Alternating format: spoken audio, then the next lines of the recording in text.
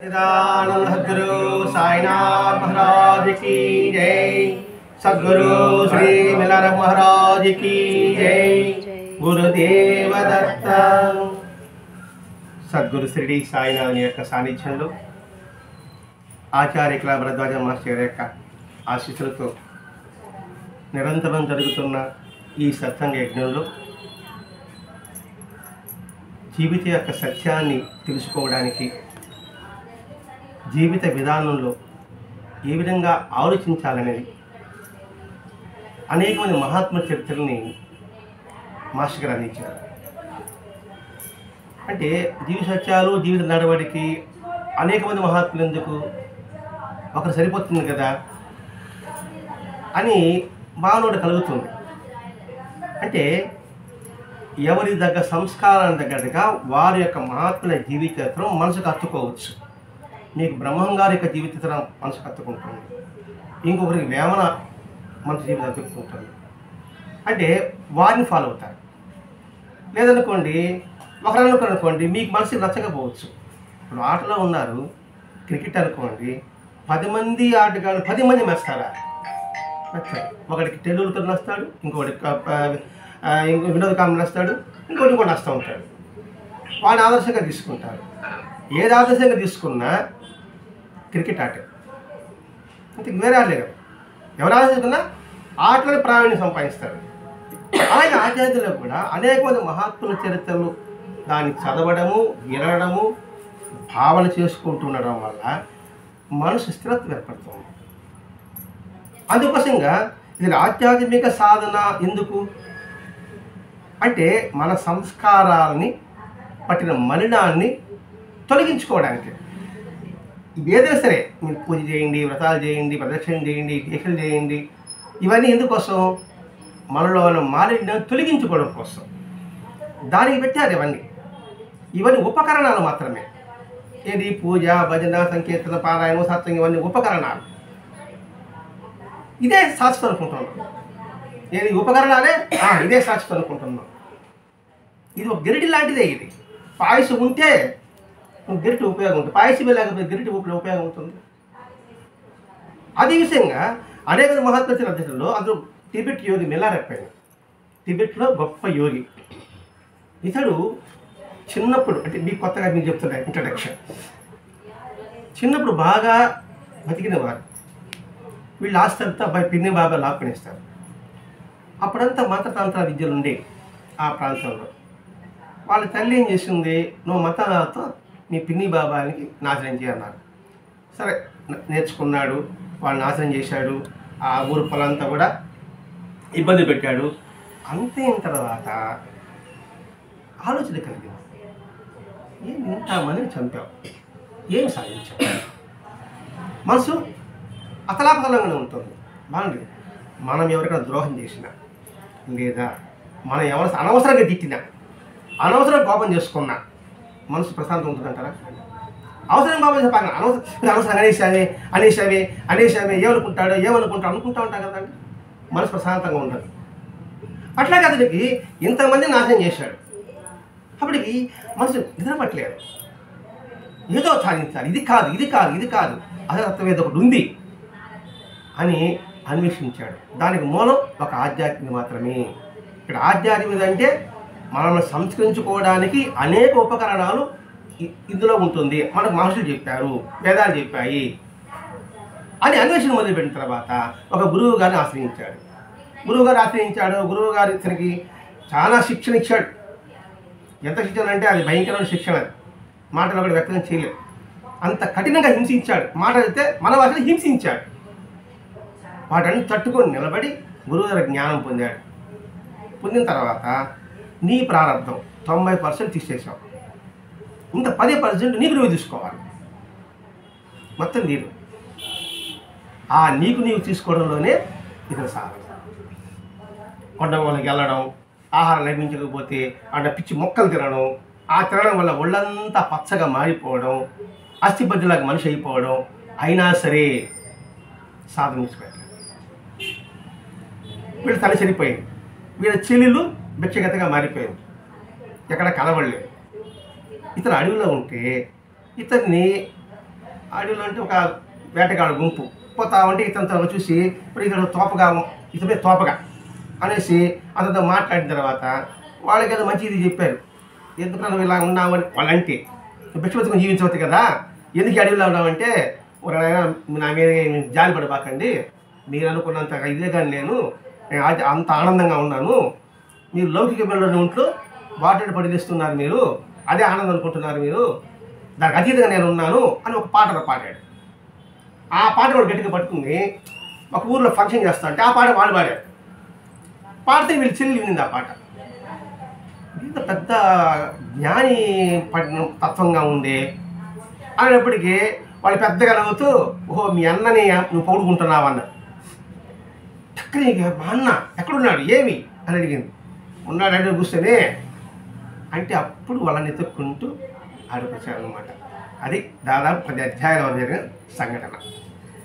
వచ్చిన తర్వాత అక్కడ చూస్తేనా భయంకరంగా ఉన్నాడు. అంతకుముందు బాగా రద్దీ ఉన్నాడు కదా, సన్నగా ఎముకల గూడులాగా జుట్టంతా నిక్కబుడుచుకొని ఇప్పుడు కటింగ్ చేసుకుంటారు నిక్కలుగా వాళ్ళంతా పచ్చగా అయిపోతే దూరానికి ఇప్పుడు ఏదైనా లైటింగ్ ఉంటాయి ఏమన్నా అడవి ప్రాంతం అయిపోయాయి. దూరం ఎలా ఉంటుంది దెయ్యమని కనబడి అది పితృపోయింది వాళ్ళ చెల్లెలు. చూస్తాను ఏంటి ఇలా ఉన్నావు అనుకుంటుంటే వెంటనే ఆయన మెల్లిగా పిలిచి నేను తోవగానే మీ అన్నని నువ్వెందుకు బయట పారిపోతున్నావు అన్నప్పుడు మెల్లగా వచ్చింది. వచ్చి పట్టుకుని ఏడ్చింది. ఏంటన్నా మనం ఎలా బతికాం మనం, సరే దాంట్లో పక్కన పెట్టు, ఇవేది ఇలా ఉన్నావేంటి నువ్వు, అమ్మ చనిపోయింది, నాన్నవారు ఎవరు లేకపోయా, నువ్వేంటి ఇలా తయారావు అని వాళ్ళిద్దరూ పట్టుకుని ఏడ్చుకుంటారు. ఇతను మాత్రం చలించలే, ఎందుకంటే జ్ఞాని కూడా నువ్వు లౌకికలా ఉండావు అనే బాధంతోనే అది ఉన్నాడు.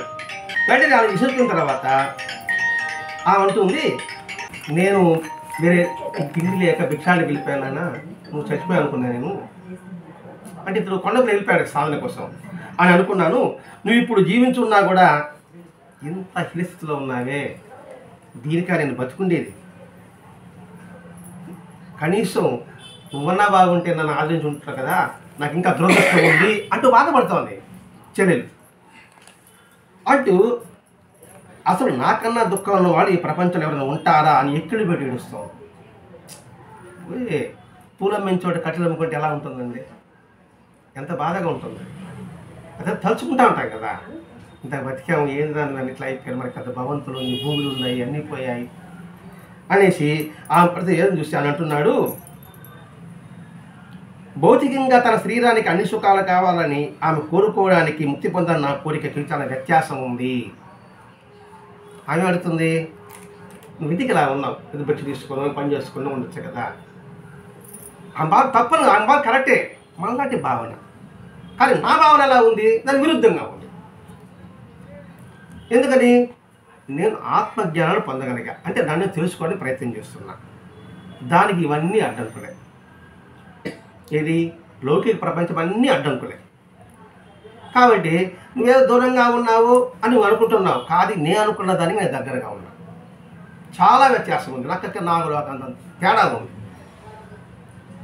ఎందుకు నక్కకి నాగులోకాన్ని పదం వాడతారు, నక్క జిత్తులు మారి లెక్కది అనే లెక్కలో ఉంటుంది అనమాట. అట్లా ఉంది, చాలా వ్యత్యాసం ఉందని ఒక పాట రూపంలో ఆయన చేసుకుంటూ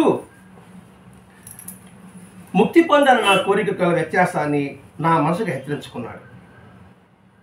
మనసు చెప్పుకున్నాడు అంటే కొంచెం కరిగిపోతాం కదా, వచ్చేటప్పటికి వాడికి మాట్లాడేటప్పటికి మనసు ఏడ కరుగుతుందనేసి తన ధ్యాస ఏడ తప్పుతుందనేసి మనసుకు హెచ్చరించుకున్నాడట. అతీతమైన జ్ఞానాన్ని నేను పొందే వరకు శరీరం నిలిచి ఉండడానికి సరిపడా ఆహారం ప్రకృతి ఇస్తూనే ఉంది.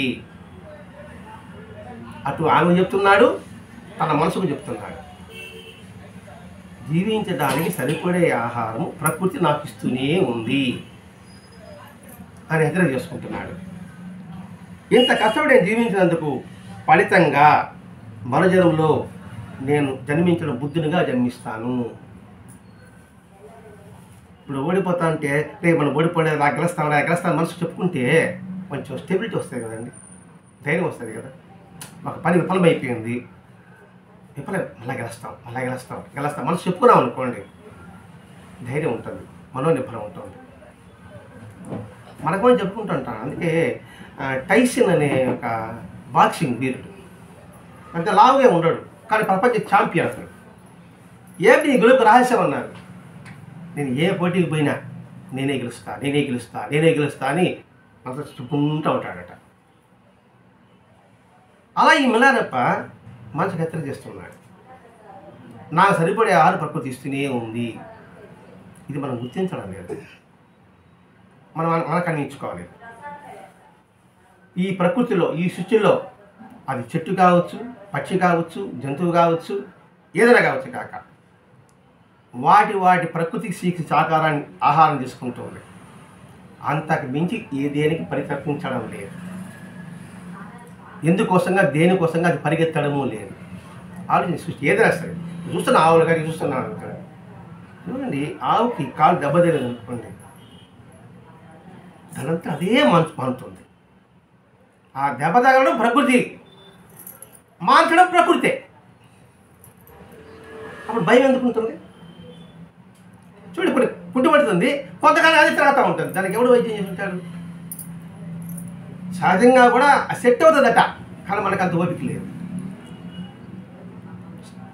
జలుబు వస్తేనే 3 రోజులు ఉంటాయని చెప్తారు అందరూ, కానీ 3 రోజులు కాదు, 3 నిమిషాలు మనం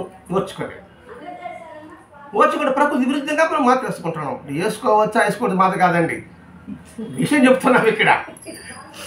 అది వేసుకోవచ్చు కాదు. ఆ మనసులో నాకేం కాలేదు అనుకుంటే అది పారిపోతుందట. అందుకోసం చెప్పుకుంటున్నాడు. సమస్యలు వచ్చింది రాని, తింటే సమస్య రాని, ఆ సమస్యను పరిష్కరించుకోవడానికి మార్గం ఎతకాలే కానీ నాకు సమస్యలే వద్దనుకోవడం అంతటి మూర్ఖత్వం ఇంకోటి ఉండదు. అదే చెట్టు చెప్తుంది కదా, శరీరకాల్లో ఆకులు రాలిపోతుంది, సమస్య అది బాధపడుతుందా? మళ్ళీ ఆకులు వస్తాయి. చెట్టు మనం కొట్టేస్తారు, మళ్ళీ చిగురిస్తాయి. నది ఉంది, పారుతూ ఉంది, ఎక్కడ పుడుతుంది? ఎన్ని గుంటలు, ఎన్ని అడవులు, ఎన్ని కోనలు, ఎన్ని అడ్డు వస్తాయి. అన్ని దాటుకొని అణసద్దుల్లో కలుస్తుందా లేదా? అంటే దాని పరిష్కారం చూసుకుంటుందా లేదా? మనం ఒక అడవి ప్రాంతం ఇలా అనుకోండి, ప్రకృతిని చూస్తుంటున్నాం. అందులో లోయలు కూడా ఉంటుంది. లోయలు ఉంటుందా? లోయలు కూడా ఉంటుంది. జీవితం కూడా అది ఉంటుంది అని నా మనసుకు హెచ్చరించుకుంటున్నాను. అంటే అతను హెచ్చరించాలి, మనం కూడా మనకి హెచ్చరించుకోవాలి. మన జీవిత ప్రతి ఒక సంఘటన వెనుక కూడా ఇది ప్రకృతి ధర్మం అనే భావన స్పష్టంగా పెంచుకోవాలి. అందుకే నేను సత్సంగంలో వచ్చింది కార్యాకారణము అని. కార్యాకారణం అనే పదం వచ్చింది. ఒక కార్యం అంటే దానికి కారణం ఉంటుంది. అది గుర్తుపెట్టుకున్నాడు ఏమంటే ఎప్పుడు బాధపడు. ఒక పని జరిగిందంటే అది కారణం ఉంటుంది. నేను ఒక పనికి వెళ్ళా, దాదాపు 3 వారాల ముందు జరగదు పని, అప్పుడు జరగలే, చాలా బాధపడ్డా. అంటే అప్పుడు ఆ పని జరుగుంటే కొన్ని ఇబ్బందులు వచ్చాయి. ఇప్పుడైంది పని, 6:30కి అయింది ఆ పని. ఇప్పుడు అనుకుంటున్నా ఇప్పుడు అవడం వల్ల నాకెంతో మేలు జరిగింది. అదే చెప్తున్నాడు ఇక్కడ మల్లారప్ప కూడా. కార్యాకారణ సంబంధం ఒకటి ఉంటుంది. ఒక కార్యం అంటే ఒక కారణం ఉంటుంది. అట్లాగే మనకి ఈ జన్మ ఇచ్చాడు, మనకి ఈ స్థానం ఇచ్చాడు, దేవుడు కారణం ఉంటుంది. ఎవడికి వాడికి. మీకు ఆ ఉద్యోగం ఇచ్చాడు, మీకు ఆ పని ఇచ్చాడు, మీకు ఆ పని ఇచ్చాడు, దానికి కారణం భగవంతుడికే తెలుసు. కాబట్టి ప్రతి ఒక్క పని అది భగవంతుడి పనిగా భావించామనుకోండి, ఎటువంటి దుఃఖం ఉండడానికి అవకాశం ఉంది. ఇలాంటి కారణం ఉంటుంది, దానిపై మనం ఆలోచించే అవసరం లేదు. మనం చేసే పని చేసుకుంటూ పోతున్నాడమే అని ఇంత కష్టపడి జీవించినందుకు ఫలితంగా మన జన్మలో జన్మించడమే బుద్ధుడిగా జన్మిస్తా అన్నాడు. అంటే స్టార్టింగే ఆత్మజ్ఞానంలో జన్మిస్తా అన్నాడు. ఎంత కాన్ఫిడెన్స్! ఏదా అంటే ఖచ్చితంగా జన్మిస్తాడు అంతే. ఏడాది ఫెయిల్ అయిపోయినావు, ఖచ్చితంగా రేపు 100% పాస్ అవుతా అంతే. ఆ కాన్ఫిడెన్స్, ఆత్మవిశ్వాసం, ఆత్మస్థైర్యం పెంచుతుంది మహాత్మ చరిత్ర అంతా కూడా. ఈ మహాత్మ ప్రతి ఒక్క మహాత్మ చరిత్ర అలాగే జరుగుతుందంట. పండుగల్లో ఆండాలు పాత్రలు పాడతారు కదా, 30 పాత్రలు పాడతారు. ఏంటి ఆ పాత్రలో అంతరార్థం ఏంటి? మనిషి ఎలా జీవించాలి, ఎలా నడుచుకోవాలి, ఎలా ధైర్యంగా నిలదొక్కోవాలి అనే అర్థాలే అందులో ఉంటాయి. ప్రజలుడు వచ్చిన బుద్ధిగా జన్మిస్తానన్నాడు. నిజమంటారా? మనం నమ్మాలనా? మనకు మనం నడుచుకోవాల్సిందే. అంటే ఏంటి? పునర్జన్మను ఉన్నది అని విశ్వసించాల్సింది. ఎందుకంటే మనకే తెలుస్తుంది. ఇప్పుడు ఒక 5 సంవత్సరాల మన 15 సంవత్సరాల పిల్లవాడు ఒక సాఫ్ట్వేర్ పడి 20 మంది ఉద్యోగులు ఇచ్చున్నాడు. ఎలా వచ్చింది ఆ జ్ఞానం? 15కి అన్ని డిగ్రీలు పూర్తి చేశాడు. ఎలా వచ్చింది ఆ జ్ఞానం? గతం సంస్కారమే కదా. అంటే నేను ఇప్పుడు చేస్తున్నా, ఇప్పుడు ఎంతగా చేస్తే రాలిపోయేటప్పటికి కూడా అక్కడి నుంచే కంటిన్యూ అవుతుందని దీని ఉద్దేశం అండి. ఇది ఈ చెప్పడం కాదు, కృష్ణుడే భగవంతుడు చెప్పున్నాడు. అర్జునుడు అడిగాడు, మేము సాధన చేస్తూ మేము జారిపోతే మా పరిస్థితి ఉందని సంగతి. అప్పుడే ఇప్పుడు కృష్ణుడు ఎక్కడైతే ఆపావో అక్కడి నుంచి నీకు కంటిన్యూ అవుతుంది. ముందుగా అవ్వదు, తర్వాత అవ్వదు. ఇది భగత్ సింగ్ చాలా సత్యంగా వివరించుకున్నాం మనం. భగత్ సింగ్ మన స్వాతంత్ర పోరాడాడు కదా, అతనికి ఉరిశిక్ష వేశారు, జైల్లో పెట్టారు. అంటే అప్పటికప్పుడు జరిగిన ఒక 30 రోజులు టైం ఉంటుంది కదా. ప్రతిరోజు భగవద్గీత పాలన చేసేవాడు. పుస్తకంలో జైలు వాళ్ళకి ఎవరు జైలు రిక్వెస్ట్ మీద ఆ సమయాన్ని తెచ్చిస్తాడు చదువుతానంటే. చదివిన తర్వాత ఒక రోజు అయిపోయింది, మళ్ళా ఒక పుల్ల పెడతాడు, మళ్ళీ వాళ్ళకి చేతికి పుస్తకం ఇచ్చేవాళ్ళు. ఆ విధంగా వాడు 7వ రోజు ఇంక ఉరిశిక్ష చేస్తారు. మళ్ళీ చదువుకున్నాడు, మళ్ళీ పుల్ల పెట్టిస్తున్నాడు పుస్తకాన్ని. ఎందుకు నా పుల్ల పెట్టిస్తున్నావు? చచ్చిపోతాడు అన్నమాట. ఇప్పుడు చచ్చిపోవచ్చు కాక, ఇప్పుడు ఎక్కడైతే నేను పుల్ల పెట్టాను వద్దు అక్కడి నుంచి నేను చదువుతాను. వాస్తవమే. ఎందుకంటే మన గత సంస్కారాలు ఇప్పుడు పనిచేస్తుంటుంది. మంచి అయితే పెంపొందించుకోవాలి, చెడు అయితే జాగ్రత్త పడాలి. మనం అంటాం నా తప్పే ఉందండి, నా సంస్కారం ఉంది, నా రాతలా ఉంది, ఇలా ప్రవర్తిస్తామంటాడు. ఇలా ప్రవర్తించాలనుకోండి, ఇది అంతకంటే పెరిగిపోతుంది. బుర్ర మీద కాలుకి బుర్ర కాలు అయిపోయింది, ఏం చేస్తాం అనుకోండి, అలా దాన్ని శుభ్రం చేసుకున్నాం అనుకోండి, అట్లే గట్టి పెరిగిపోతుంది. ఇప్పుడు మనం కూడా అన్నప్రాసన చేస్తాం పిల్లలకి. ఆ వస్తువులు ఎందుకు పెడతామండి? ఏమ్మా ఎందుకు పెడతారు వస్తువులు? పుస్తకం పెడతారు, బంగారం పెడతారు, పేనా పెడతారు, ఏవో పెడతారు కదా. ఎందుకు పెడుతున్నారు? అంటే ఏంటి? వాడు ఏం తాగుతాడు? వాడు సంస్కారం పెడతాడు. పుస్తకం వీడే పెద్ద రచయిత అయిపోతాడు. బంగారం పెట్టుకోవడం మా డబ్బు మీద చేస్తాడు ఇంటికి. అంటే సంస్కారం ప్రకారం వాడు పట్టుకుంటాడు. నేను కదా అర్థం. అదే కదా అన్నమయ్య సినిమాలో పేనా పట్టుకున్నాడు. కాబట్టి నేను బుద్ధిగా జన్మిస్తాను. ఎందుకంటే ఇప్పుడే సాధనంతా డిపాజిట్, అప్పుడు మెచ్యూర్ అవుతుంది, హ్యాపీగా తీసుకుంటారు. మెచ్యూర్ అయిన తర్వాత వెయిట్ చేసే అవసరం లేదు. మనం డిపాజిట్ చేసాము, వేసిన తర్వాత మెచ్యూరిటీ అంటే 1 నెల అయిపోయింది, 1 నెలలో పోయినాం అనుకోండి, అంటే తగ్గిస్తాడా? అంటే మొత్తం ఇస్తాడా? చూపిస్తాడు. నీకు ఇస్తా 5 లక్షలు కదా, రేపు ఇస్తా.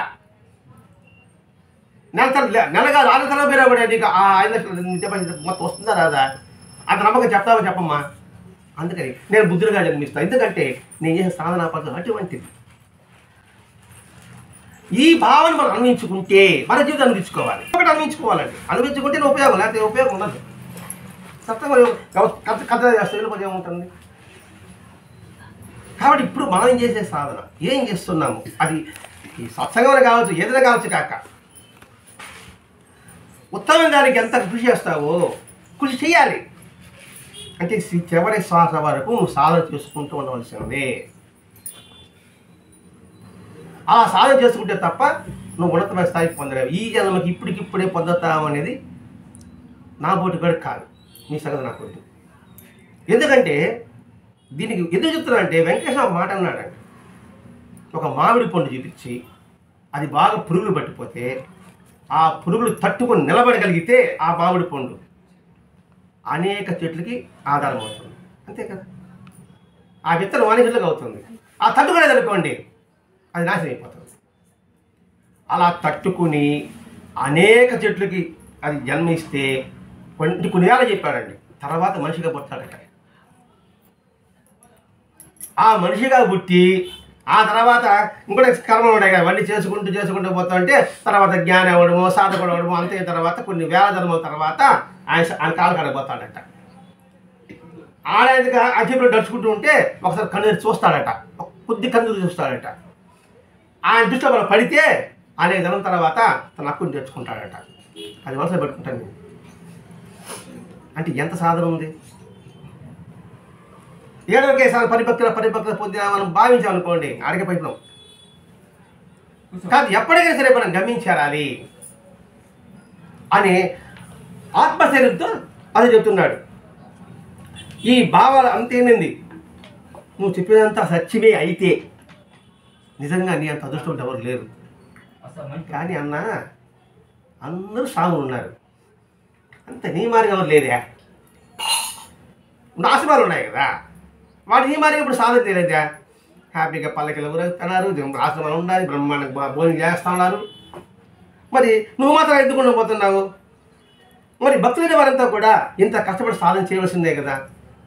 ఇది భక్తులు అనుకునే వాళ్ళంతా కూడా ఇవి సాధన చేయాలి. అటువంటి ఎవరు కనబడలేదు నా కట్టిక. సాధన లేకుండానే వేషం మార్చుకుంటే భక్తులు అనుకుంటుంది. ఇప్పుడు నేను భక్తులు అనుకుంటాను కదా, నేనేం సాధన చేశాను? నేను పుట్టినప్పటి నుంచి చూసుకుంటా, నేనేమో సాధన చేశాను అంటే నానే పరిశీలించుకుంటానండి. ఎందుకంటే ఇతరుల గురించి మనం చెప్తే బాగుంటుంది కాబట్టి. ఇప్పుడు సత్యంగా చెప్తున్నాను, ఇది చేస్తున్నామంటే నేను చిన్నప్పటి నేను సాధన చేశానా? ఏమి లేదు.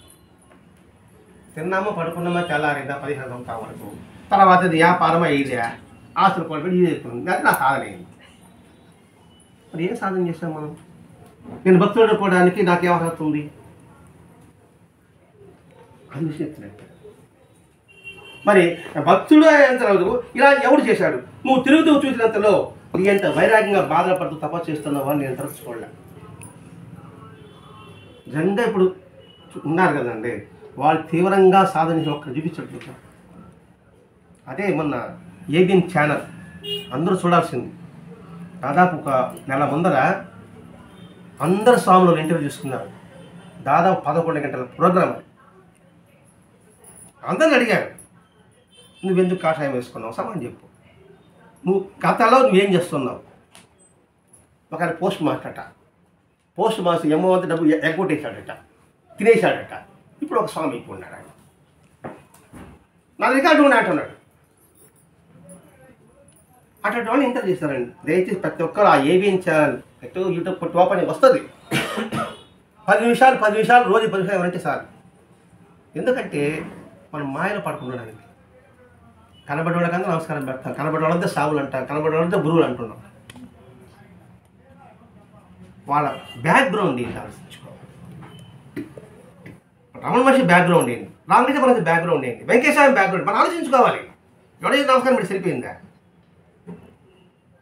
అది చెప్తున్నాడు. ఇప్పుడు చూసిన వాళ్ళందరూ కూడా నీలాగా ఎవరు లేరే, వస్తారు సాగులు అయిపోతున్నారు. అప్పుడు పల్లకిలు కదా, పల్లకలు తిరుగుతూ ఉన్నాడు. జనం జనం ఉండరు వాళ్ళకల్లా. నువ్వు ఏమి అడవిలో కూర్చొని చస్తా ఉండవు, చూడడానికి దెయ్యం మరి కనబడతా ఉండవు అని వాళ్ళ చెల్లెలు అడిగింది. అడిగినప్పటికీ ఇంత చేస్తున్నావు కదా, కానీ నీ మార్గం సరి అయిందని ఎట్లా గుర్తు? సరి అయినది అందరూ అనుసరించాలి కదా. నీ మార్గం కరెక్ట్ అయితే అందరూ అనుసరించాలి. మరి ఎందుకు కొంతమంది అనుసరించారు, కొంతమంది అనుసరించలేకపోతున్నారు? అని సరైన మార్గం కాదనా అంటే ప్రశ్నిస్తుంది. మనము అలా సాధన చేసి ఉన్నారా అంటే మన పరిధిలో చూసుకుంటే వేమని తీసుకోవచ్చు. అంటే మనకు ఇంక తెలిసిన పనిలో అంటే మొట్టమొదటి ఎలా ఉన్నాడు? రాజుకి సామంతరాజుకి అన్న తమ్ముడు తినప్పుడు, ఆయన తర్వాత ఎన్ని వ్యసనాలకు లోనయ్యాడు, ఆ తర్వాత సాధన పరంగా ఎంత సాధన చేశారు? మీరు చూస్తుంటారు పాస్ సినిమా, వేమన సినిమా చూస్తుంటారు, చిత్తూరు నాగేది, ఇక్కడ చూస్తారు లేండి. అంత రాజు తర్వాత ఎంత స్థితి పొందాడు? మరి వేమ చేసిన స్థితి ఎవరు పొందుతున్నారు? ఇట్లా మనం ప్రశ్న అనుకుంటున్నాం.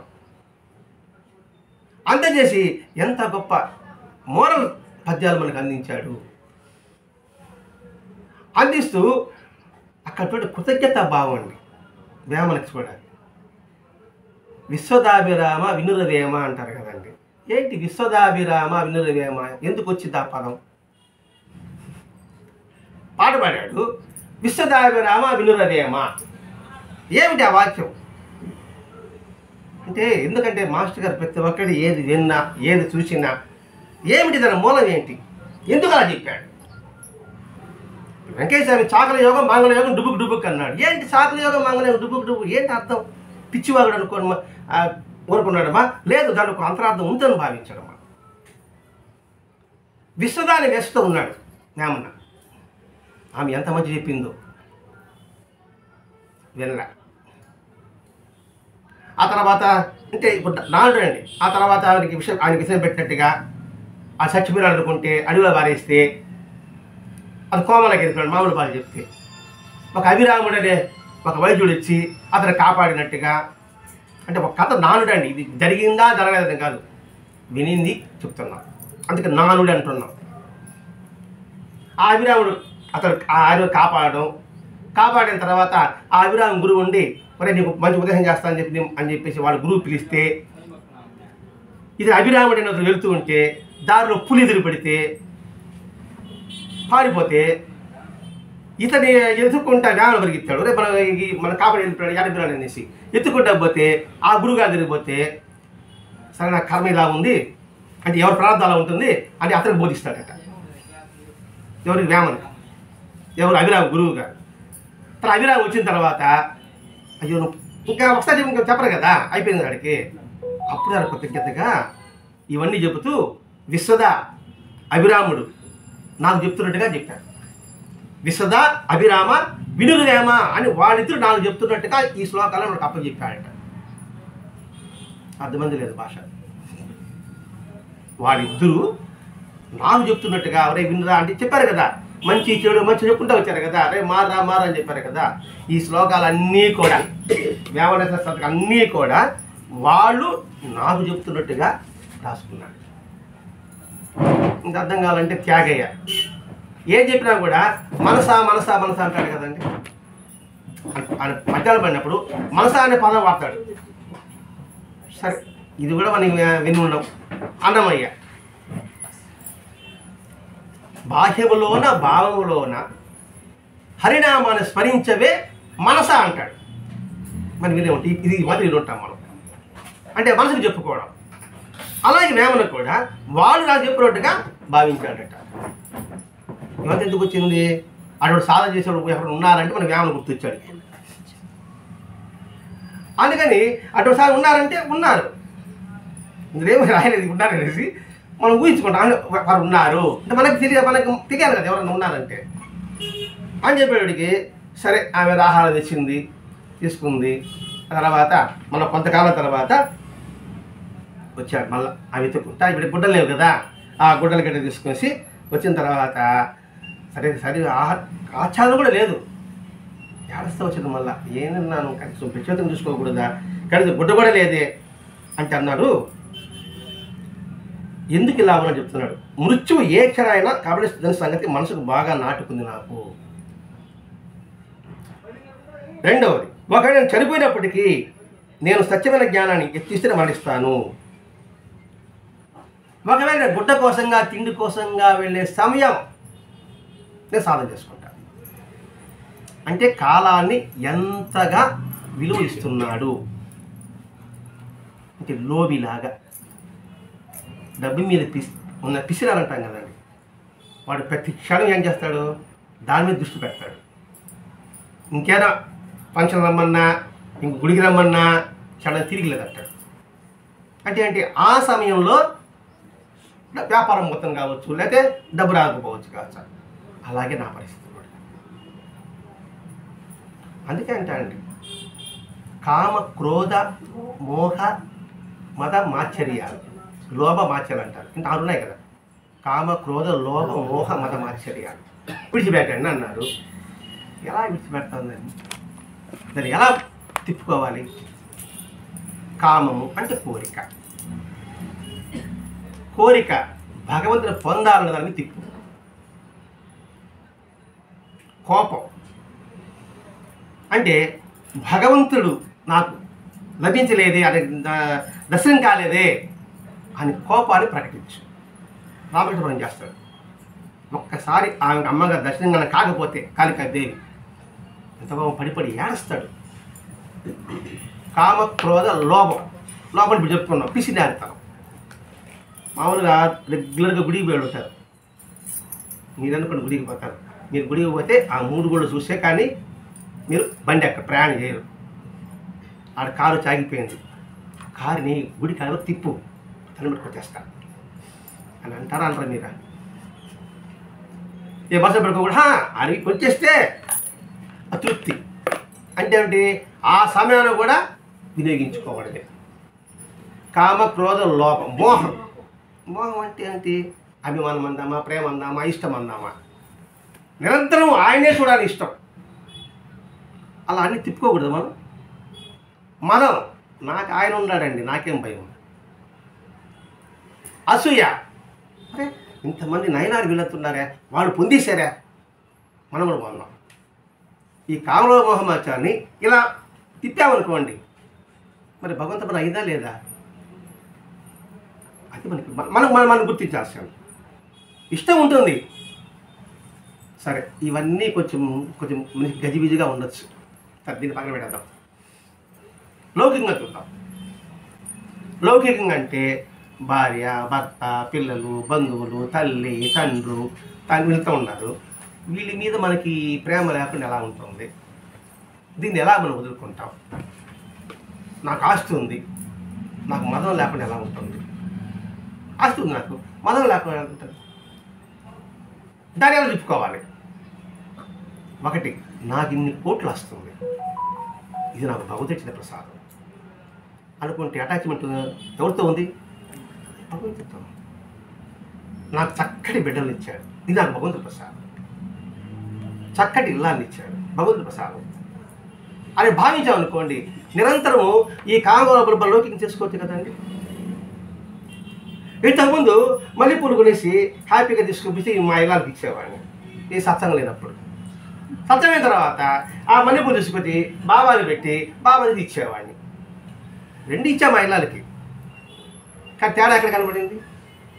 నాకు పాల్గొంటే ఇష్టం, ఇంతకుముందు గబగొ తినేసేవాడిని. ఇప్పుడు ఏముంది? ఆ పాలు బాగా పాలు పోసేది బాబాకి పెట్టి పదార్థాలు తీసుకుని 10 మందికి పెడుతున్నా. తేడా ఉందా లేదా? అంటే ప్రతి మనం చూసే దృష్టికోణం మలుచుకునే విధానంలో ఉందండి. మట్టే మనం అనుకున్న విధంగా మనం మలుచుకోవచ్చు. మన మనసు కూడా అంతే. ముద్దగా అంటే ముద్దుగా ఉండి ముద్ద పోతుంది, దాని అనువుగా మనం మలుచుకోవాలి. ఆ మలుచుకుని చెప్తున్నాడు ఇక్కడ. నేను భిక్షాలు పొమ్మంటున్నావు, ఆ సమయంలో ధ్యానం చేసుకుంటాను. నేను ఆహారం ఏమి, చచ్చిపోతే పోనీ ఏమి, ఈ ప్రాణం నేను ఈ జన్మకి ముక్తి పొందాలి అనుకుంటున్నాడు అతను. ఈ జన్మకే నేను ముక్తి పొందాలి. నేను చనిపోయినప్పటికి కూడా సత్యమేనాన్ని ప్రయత్నం చేసి చనిపోతాను. ఇంతకుముందు చెప్పిన భగవత్ సింగ్ అంటే అనుకుంటూ చనిపోతే తిరిగి అందులోకే మనం ప్రవేశిస్తాం. అందుకే మన ప్రజలు రామనామం చెప్పమన్నాము, హరినామం చెప్పం ఎందుకు అంటామంటే అప్పుడు పుణ్యం వచ్చి మంచి ధనం పుడతారు, అంతే కదండి. కాబట్టి ప్రయత్నం మరి చనిపోయాను అనుకోండి, ఆ ధ్యాసనం పోయాలనుకోండి, అది అక్కడే పడతాను. ఇప్పుడు కోరికలు తిరగడం చచ్చిపోతే ఏమవుతారంటారు? తీరేంత దెయ్యం తిరుగుతారంటారు కదా. దెయ్యం సరి పక్కన పెట్టండి నా సంగతి అంటారా. తిరిగిన తర్వాత ఆ సినిమా పెడేస్తారు కదా. మన సినిమా చూస్తుంటాం కదా, సోప్ గడిచిన ఆయన సినిమా లాగా. అంటే వాడు తిరిగి అనుకోండి, వాడు వెళ్ళిపోతున్నాడు వాడు. అలాగే నేను సాధన చేసుకుంటే ప్రయత్నం చేసి కూడా నేను మరణిస్తాను, నాకు అదే 10,000. కనుక పండుగలు, పబ్బాలు, దీక్షలు పేరట విలువైన గుడ్డలు వేసుకుని రకరకాల పదార్థాలు తింటూ రకరకాల పానీయాలు తాగుతూ అదే మతమని, ఆధ్యాత్మని వ్యామోహం గల వారందరినీ చూసి అటువంటి జీవితం నాకు తృప్తి లేదు. వాళ్ళని చేస్తున్నారని విమర్శించలే, అలా తిరుగుతుంటారు కదా. దీక్షలని మన ఉపాధులకి సాయంకాలం దక్కమంట పూరి గుళ్ళగా చేయమంటాను మా ఇంట్లో రండి. ఈరోజు గురువారం దోశలు తినాక పూరి ఉల్లగడ్డ కావాల అన్న మసాలా ఉండాలి ఆ పూరీలో, అది నా దీక్ష. అది ఇక్కడ అలా చేస్తే మరి దేవుడే అటువంటి వారికి నేను దూరంగా ఉన్నా. వాళ్ళు చేసి తప్పుపట్టలేదండి, మనం తినద్దని చెప్పలే, మనం చెప్పబోతుంది రేపు. వాళ్ళు చేస్తే నాకు అటువంటి జీవితం నాకు తృప్తి లేదు. అది చెప్పడం ఉద్దేశం. మరి అటువంటి చేసి మంది తినే వాళ్ళతో వాళ్ళ నాకు తృప్తి లేదు. నేను ఉప్పు వేసుకొని అన్నం తిన్నా కూడా నీళ్ళు పోసుకున్నా, అదే నాకు తృప్తి. వాళ్ళు తింటా ఉన్నారు, నేను తింటా. ఇప్పుడు చూసిన అక్క బాధపడి ఎలా ఉంటుంది, మన జీవితాలన్నీ అలాగే ఉంటాయి మించు. మనల్ని పదం వాడేస్తానండి. ఎందుకంటే పక్కన చూస్తే మనం వాసన పెట్టుకుంటుంటాం సామాన్యంగా. కాబట్టి అటువంటి జీవితం సాధకుడికి ఏముంది, వాళ్ళు సంపాదించి వాళ్ళతో మనకి ఎందుకు, నీకుందే ఆడు లేదా గమ్మునుండు, అప్పు చేసి పప్పు కూడా ఎందుకో అనుకుంటాడు కొంత తెలివి ఉన్నవాడు. అదే విషయం. అందుకని వాళ్ళ జీవితంతో నేను పోల్చుకుంటే నాకు వీలు కాదండి. సాధకుడి గురించి మరి మీకు కొంచెం బాబా గురించి చెప్పలేదు అనుకుంటున్నారేమో. అంటే సాధనాపరంగా ఎలా మనం మలుచుకోవాలని ఉద్దేశంతో మనకి పెరిగి పురాణం ఉన్నారు కదా, నైనార్లు ఉన్నారు కదా, ఆల్వార్లు ఉన్నారు కదా, వాళ్ళ యొక్క జీవితం చేసుకోబడి ఎలా ఆదర్శమో ఆ టిబెట్ యోగి జీవితం అన్నమాట. కాబట్టి నువ్వు అనుకున్నట్టుగా అటువంటి జీవితం నాకు తృప్తి లేదు. వీటన్నిటి కోసం హృదయంలో నా భక్తిని నేను ఖర్చు పెడితే అవసరం లేదు. ఏది ఈ తుచ్చమైన కోరిక కోసంగా నా తపస్సుని ఖర్చు పెట్టాల్సిన అవసరం నాకు లేదు. ఇవన్నీ కూడా అశాశ్వతం, శాశ్వతం కాదు. నేను మాట్లాడతాను, నాకే అనిపించుకుంటా, అంతే మీకు అర్థమవుతుంది అనేసి ఇంత సత్యంగా చెప్తున్నాను అనుకోండి. ఇంత సత్యంగా చెప్పుకుంటే ఎంత ఎనర్జీ నాకు ఖర్చు అవుతుంది, చాలా ఖర్చు అవుతుంది. నేను మాట్లాడిన వల్ల ఉపయోగం ఉంటే నా ఎనర్జీ ఖర్చు అయినా ఫలితం ఉంటుంది. అలా కాకుండా ఉపయోగం మాట్లాడాను అనుకోండి, ఎనర్జీ ఖర్చు అయిపోయింది, ఏం లాభం ఉందా? అది తెలియదు ఇక్కడ. వాటి కోసంగా నా భక్తిని వృధా చేసుకోను, ఉపయోగం లేదు. అది వృధాగా మాట్లాడే శక్తి వృధా అయిపోయింది, ఏం ఉపయోగం ఉందా? ఇప్పుడు మాట్లాడాను, కాసేపు ఉపయోగం ఉంది, తృప్తి ఉంది. కాబట్టి ఎటు మాట్లాడుకున్నప్పుడు అక్కడెక్కడ యాప్ చెట్టుకేదనో పార్కు కాడ మాట్లాడే బదులు ఈడ కూర్చొని మాట్లాడామనుకోండి, కొంత ఉపయోగం ఉంటుంది కదండి. అలా ఆడకపోతే ఆడ వచ్చి మాట్లాడి ఆడు చెప్పంటాడు సత్యాన్ని, ఆడు చెప్తే నువ్వు అక్కడ తింటావాడా, 7-10 మంది తింటారు కదా. కాబట్టి నా సమయాన్ని ఇక్కడ గంట అక్కడ గంట ఉపయోగించాలి, వాటికి ఒకడికి చెప్పాలి. ఆ ఒక గంట ఇక్కడ పెట్టాడు, ఈ 10 మంది చెప్పచ్చు కదా, అర్థమని భావిస్తున్నా. కాబట్టి వాటి కోసంగా నా భక్తిని నేను వృధా చేసుకోను. ఒకవేళ నీకు ఇష్టం లేదు నా దగ్గర రాబాక తెలియ చెప్పేస్తున్నాడు, నీ గుడ్డలో వద్దు, నీ తిండి నాకు వద్దు, నీ ఇక్కడ రానే రాబాక. మీరు పెట్టి చేసుకోమన్నారు కదా, నేను దాని తాటిని పాటిస్తాను. నాకు కావలసిన ఆహారం నాకు ప్రకృతి నాకు ఇస్తుంది, దానికోసంగా నేను ప్రయత్నం చెయ్యను. నేను ఒక ఆయన నమ్మా, ఆయన నాకు ఇస్తాడు. ఆయన ప్రకృతి, సృష్టి. దేవుడు ఎవరంటే పంచిపోతేనే సృష్టి. ఇది జరుగుతుందంటే ఖచ్చితంగా జరిగి తీరుతుందండి. ఉదాహరణకి స్వామి వివేకానందుడు ట్రైన్లో పోతున్నాడు, అతనికి ఆహారం ఏం లేదు. ఏదైనా స్టేట్ వచ్చి ఏతాలు చేస్తున్నాడు, ఇలాంటి సన్యాసికి ఎవరిస్తాడు, అన్నం పెట్టి వెళ్ళిపోతా అంటున్నాడు. స్టేషన్లో బండి ఆగింది, ప్లాట్ఫామ్ మీద దిగారు. వాడు స్టేట్ బాగా పంపిణీ అది తింటా కూర్చున్నాడు, మీరు రావతా. గబా ఒకడు వచ్చాడు, స్వామి వివేకానందకి అన్నం పెడుతున్నాడు. ఎవడే నువ్వు అన్నాడు. నేను పడుకున్నాను, మధ్యాహ్నం రాముడు కల్లో కనబడ్డాడు, స్టేషన్లో బండి ఆగి ఉంది, ఆడ ఒకడు ఉంటాడు, ఎట్టుంటాడు, నేను చూపించాడు, అన్నం పెట్టమని అన్నాడు. అది జరిగిందా లేదా? సరే దాని బాగా పెడదాం. భారతంలో అడవికి వెళ్ళారు పంచపాండవులు. వాడికి అక్షయపాత్ర దొరకలేదా? ఇవ్వలేదా? ఎలా ఇచ్చారు? అక్కడ గుర్తు ఏంటంటే సత్యము, ధర్మము, దయ ఇవన్నీ కలిగి ఉంటే తపస్సు, జ్ఞానము, స్వాధ్యాయనము, పరనింద చేయకుండా ఉండడం, పరోపకారి బుద్ధి కలిగి ఉండడం, ఈ లక్షణాలన్నీ ఎవరికైతే ఉంటుందో వారి లౌకికంగా కానీ పారమార్థికంగా కానీ ఎత్తుకోవాల్సిన అవసరమే లేదు. భారతంలో జరిగిన మాట.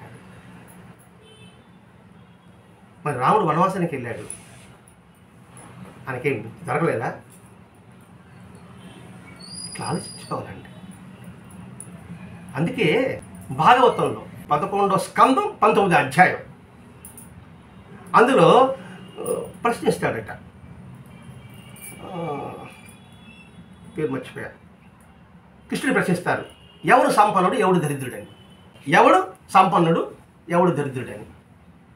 మన ఎవడు సంపన్నుడు అంటే పెద్ద దాగి అనుకుంటాం. ఒకటే చెప్తాడు, సద్గుణాలు కలిగిన వాడు సంపన్నుడు. దరిద్రుడెవడు? తృప్తి లేనివాడు దరిద్రుడు. కృష్ణ చెప్పిన మాట. ఇప్పుడు పిల్లలకి ఏం చేస్తున్నాడు? తృప్తి పడినాడు కాబట్టి దరిద్రుడు ఎలా అవుతాడు? ఎందుకు భిక్షకాలకు ఎందుకు పోవాలి? సద్గుణాలు కాదు కాబట్టి నాకు ఆహారం భగవంతుడు నాకు ప్రసాదిస్తాడు. ప్రకృతి అన్ని జీవులకే ప్రకృతి ఉంది, నాకు మాత్రం ఎందుకు ఇవ్వడు? అంటే ఏంటి? ఇది చెప్పే మాట భాగవతంలోనే కృష్ణుడు చెప్పిన మాటే. అంటే మొత్తం వివరించ లేకుండా 2 మాటలు చెప్పా ఆ భాగవతంలో మాట. కాబట్టి మనమేమనుకో, ఇక్కడ బాహ్య దారిద్ర్యం కన్నా భావ దారిద్ర్యం పనికి మారింది అని అర్థం. బాహ్య దారిద్ర్యం కన్నా అది పోతుంది, భావ దారిద్ర్యం ఉందే ఎన్నున్నా కూడా సరే దిగుతూనే ఉంటాడు వీడు. కాబట్టి దానికి ఎలా తొలగించుకుంటే మనం సంపన్నులు అవుతాము అది నా విషయం చెప్తున్నాడు ఇక్కడ. అది చెప్తూ నీకు తృప్తి ఉంటే ఎలా కలుగు, అసలు నీకు తృప్తి అంటూ ఉంటే ఎలా కలుగుతుంది అన్నాడు. ఎవరు ఆమె అడిగింది. చూడకపోతే ఈ పూర్ణస్థితి కంటే ఇంకా హీనంగా తయారవుతున్నాను, నేను చెప్పి మీకు మరికి ఎక్కడంలే అంటున్నాను. మీ అత్త అంటే ఇప్పుడే అస్థిపత్రలా ఉండవు, ఇంకా తీవ్రంగా కోరుకుంటున్నాడు నువ్వు అని అన్నప్పుడు ఆయన మాట అంటాడు, నేను హీనంగా లేదు, నాకన్నంగా హీనంగా ఉండేవాడు 3 లోకాలు ఉన్నాయట. ఈ చెప్తున్నాడు వెళ్ళారట. నా హీనం అనుకుంటాను, నాకని హీనం ఉండేవాడు 3 ఉన్నాయి. ఒకటి జంతులోకం, రెండవది దెయ్యాల లోకం, మూడవది నరకం. ఈ 3 నాకన్నా హీనస్థితిలో ఉన్నాయి. బాగా మనకి అర్థమవుతుంది. జంతులోకం, జంతువు చూస్తున్నాం, అవి తింటుంది, పెరుగుతుంది, చనిపోతుంది. నేను తింటున్నా, పెరుగుతున్నా, ఆత్మజ్ఞానం నేను పొందా. దెయ్యాల లోకం, దెయ్యం ఉందని ప్రస్తుద్దండి, నువ్వు చూసావు నాడక బాగా. దెయ్యం ఏంది? దాని కోరిక తిరగకపోతే అసలు తిరగతా ఉంటుంది. కాబట్టి వాటికన్నా నేను బాగున్నాను. మూడోది నరకం. నరకం అంటే ఎక్కడున్నది? అసంతృప్తిలో ఉంది నరకం. నరకం ఎక్కడ? అసంతృప్తిలో నరకం ఉండేది, తృప్తిలో నరకం ఉండదు. ఎవడైతే అసంతృప్తిగా ఉంటాడో వాడి క్షణక్షణం నరకనే. కాబట్టి నేను తృప్తిగా ఉన్నా అంటే సింపుల్ చెప్పుకుంటూ వస్తున్నాను, ఎక్కువ చేతి కొంచెం ఇబ్బందికరంగా అనేసి. కాబట్టి తృప్తిగా ఉంటే స్వర్గం, కోరికలు ఎక్కువ లేకపోతే మనం దెయ్యాల్లోకి నుంచి మనుషుల్లోకి ఉంటాం, జంతువులోకి నుంచి బయటపడతాం. కాబట్టి ఈ 3 లోకాలు నాకన్నా భిన్నంగా ఉన్నాయి. కాబట్టి వాటితో పోల్చుకుంటే నేను ఉన్నతమైన వాడిని. ఇప్పుడు నాకు అర్థమైనంత వరకు ఈ 3 లోకాలు ఉండాలని జనాలు చూస్తున్నారు. ఎవరు? మన మనసు చెప్తున్నాడండి. ఈ జనాలు ఈ 3 లోకంలో చూస్తున్నారు. ఒకటి జంతులోకం, తిన్నామా పడుకున్నామా తెల్లారిందా. రెండో దెయ్యాల లోకం, అంటే కోరికలు తిరగనే ఉంటుంది అన్నమాట, తిరగనే ఉంటాం. మూడోది నరకం, అసంతృప్తి నరకం. వాళ్ళందరూ దాంట్లో ఉన్నారు కాబట్టి వాళ్ళు అందరూ అదే మనం పడతా అందరూ అదే కోరుకుంటున్నాం. అంటే తృప్తిగా ఉన్నానని గుండె మీద చేసుకుని చెప్పేవాళ్ళు ఎవరో ఒకరిద్దరు ఉంటారేమో. మరి వీడు మాత్రం లేడు. తృప్తి ఎక్కడుంది? లేదని చెప్పాలి నేను. అంటే ఆ తృప్తి లేనప్పుడు ఏమంటే మనసు లాగుతూ ఉంటుంది. నరకం మనసు బాగానే నరకం అంటే పెద్దగా రంపాలతో పోయడం అట్లా ఏమి ఉండదు. మదన పడుతుందంటే నరకమే కదా, నిద్ర పడకపోతే నరకం. అదే ఒకటి అన్నాడంట, తినింది బాగా అరిగితే స్వర్గం, తిని నరకపోతే నరకం, కంటి నిద్రపోతే స్వర్గం, నిద్ర పడకపోతే నరకం. అవునా కాదా? సింపుల్గా చాలు. అదిగా తింటే మన పరిస్థితి అదే. కాబట్టి ఆ 3లో నేను పోవాలని నేను అనుకోవడం లేదయ్యా.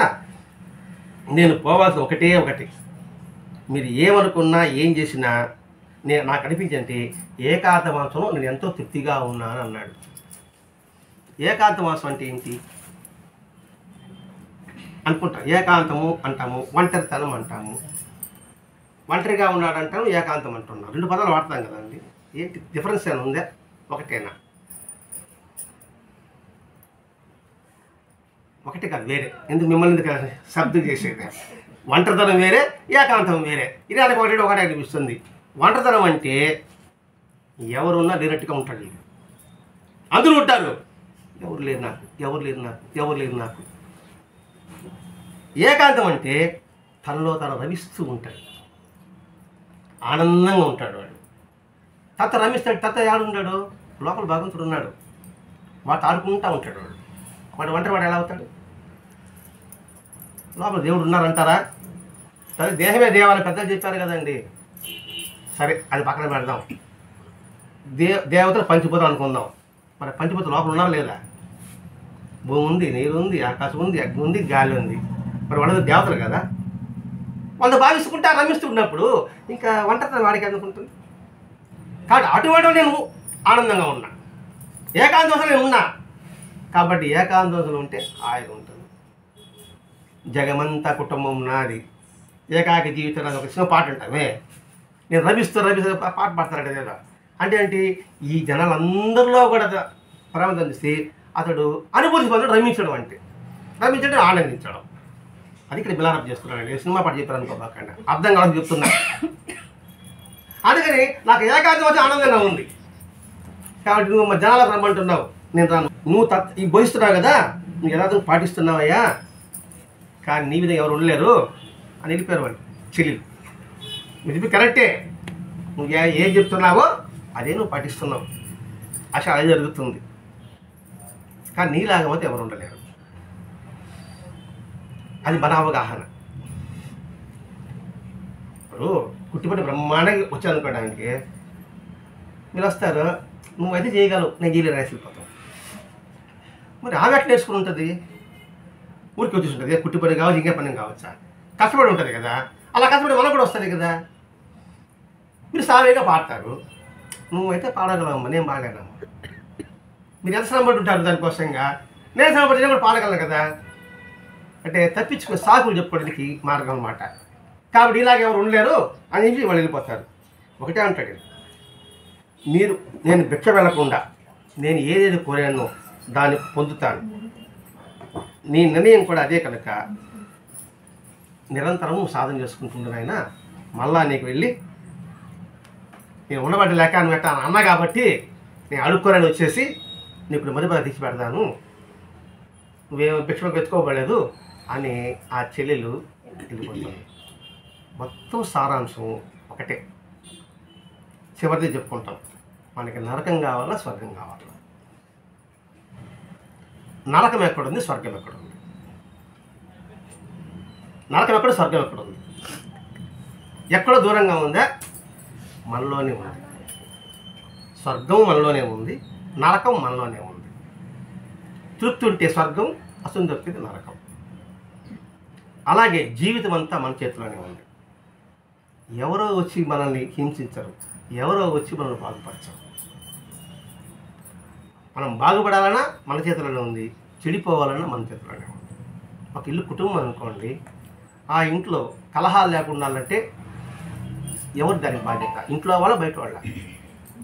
ఇంట్లో కలహాలు లేకుండా వాళ్ళే, సంతోషంగా ఉండాలన్నా వాళ్ళే.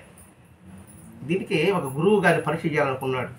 నాలాంటి బోటికి శిష్యుడు మేధావి, నాటి మేధావి, ఆయనే పరీక్ష చేస్తాం అనుకుంటూ బయట పెడదాం అనేసి ఒక చిన్న పెట్ట చేతులు పట్టుకున్నా, ఎలకలు పట్టుకున్నా.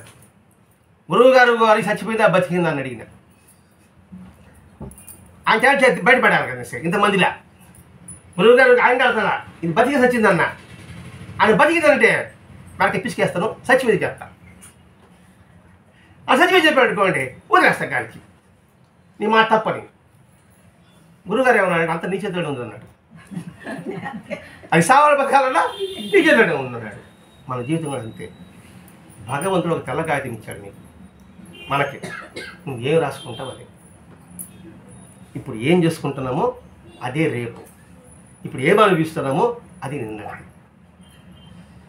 కాబట్టి ఆ స్వర్గం నరకం మన చేతిలోనే ఉంది. ఆధ్యాత్మికంగా ముందుకు పోవడమా, అధోగతి పాల్గొనడమా అనే విషయం ఈ మిలారప్ప ద్వారా తెలియజేస్తూ, ఉన్నదానితో సంతృప్తి, లేదు దానితో తపన పడదు. ఎంత ముందో అంత చేసుకో. అందుకే అప్పు చేసి పప్పు కూడా తినదే పెద్దలు చెప్తారు. పులిసులు అక్కడ వాటర్ పెట్టుకోవాలి పెద్దలు చెప్తారు. ఇవన్నీ అనుభవించుకోవాలండి. ప్రతి ఒక్కటి అనుభవించుకుంటే జీవితానికి ఉపయోగం ఉంటుంది. లేదంటే తిన్నామా పడుకున్నామా ఏదో పట్టాం కాబట్టి ఏదో తిరుగుతూ ఏదో పూజలు చేసుకుంటూ ప్రసాదించుకుంటూ రాకపోదు కాదు. ప్రతి ఒక్క దాంట్లో ఒక అంతరార్థం తెలుసుకొని చేయగలిగితే అద్భుతంగా ఉంటుంది. అందుకే ప్రతి ఒక్క సాధన విషయంలో వాళ్ళు ఎందుకు అలా కూర్చున్నారు, దాని అర్థం ఏమిటి, వాళ్ళ మాటల అర్థం ఏమిటి, ఇవన్నీ తెలియజెప్పేదే ఈ సత్సం యొక్క ప్రయోజనం కూడా.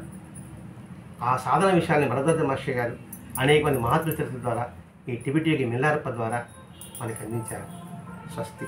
శ్రీ సచిదానంద సద్గురు సాయినాథ్ మహారాజ్ కీ జై. సద్గురు శ్రీ మిలారప్ప మహారాజ్ కీ జై.